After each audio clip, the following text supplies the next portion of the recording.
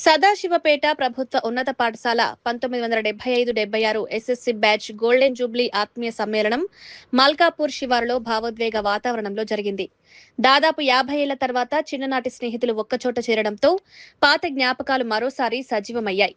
Sangareddy MLA Chinta Prabhakar ఈ కార్యక్రమంలో పాల్గొని తన సహచరులతో కలిసి బాల్య స్మృతులను గుర్తు చేసుకున్నారు. ఒకరినొకరు ఆప్యాయంగా కౌగిలించుకుని పాఠశాల రోజుల విశేషాలను గుర్తు చేసుకుంటూ ఆనందం పంచుకున్నారు. తమకు విద్యాబుద్ధులు నేర్పిన గురువులను సన్మానించి ఆశీస్సులు తీసుకున్నారు. ఈ సందర్భంగా ఎమ్మెల్యే చింతా ప్రభాకర్ మాట్లాడుతూ 2009లో తొలిసారి ఎన్నికల్లో పోటీ చేసినప్పుడు ఎన్నో ఇబ్బందులు, అవమానాలు ఎదుర్కొన్నానన్నారు.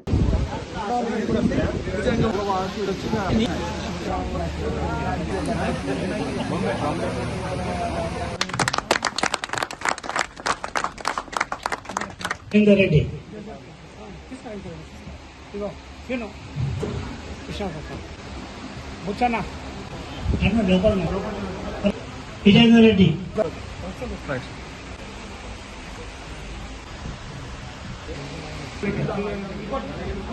ఇది అజంతి బాగా చెప్పాలంటే అంతే.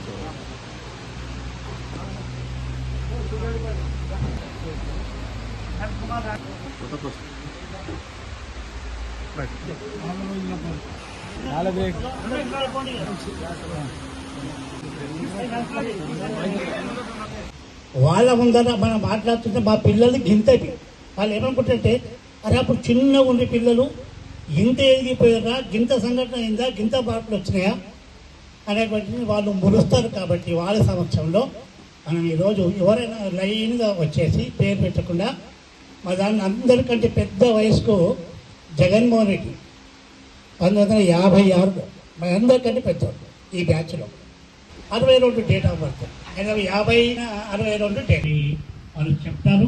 మరి నేను లైన్గా పిలువబోతున్నా వాళ్ళని వచ్చామంటారు. ప్రమోషన్ అటు నుంచి మళ్ళీ ప్రమోషన్ తీసుకొని కందికి వచ్చాము. కంది నుంచి ప్రమోషన్ తీసుకొని సదాశివపేట వచ్చాం. ప్రమోషన్ తీసుకొని కళ్యాణ్ చేసినాం.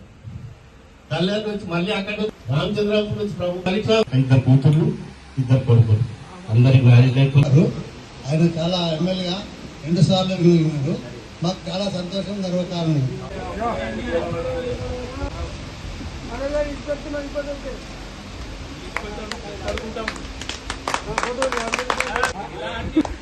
ఒక సాంగ్ వాడు వెంకటేశ్వరుని చెప్పు. వెంకటి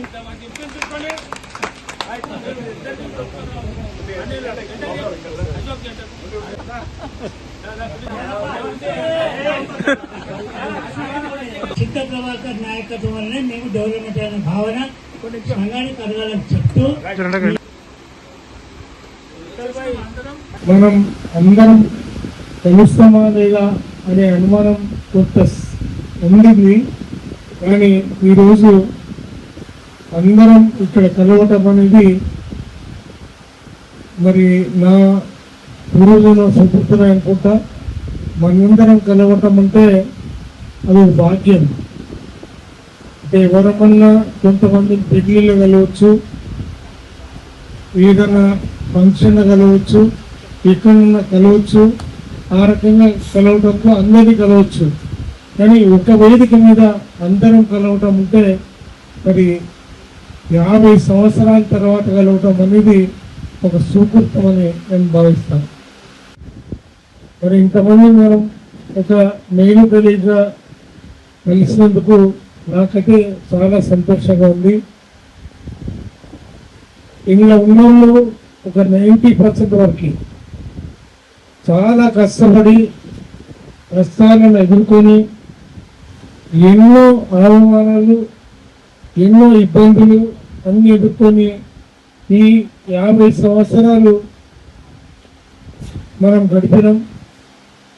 మరి ఇప్పుడైతే ఒక 2-3 తప్పించి అందరూ కూడా సఫలీకృతంగా మరి ఈ శేష జీవితం అంటే ఒక రకంగా వానప్రస్థం, మరి ఈ వానప్రస్థంలో కూడా అందరూ సంతోషంగా ఉండటం అనేది మరి మన అదృష్టం, ఆ దేవుడి దయ.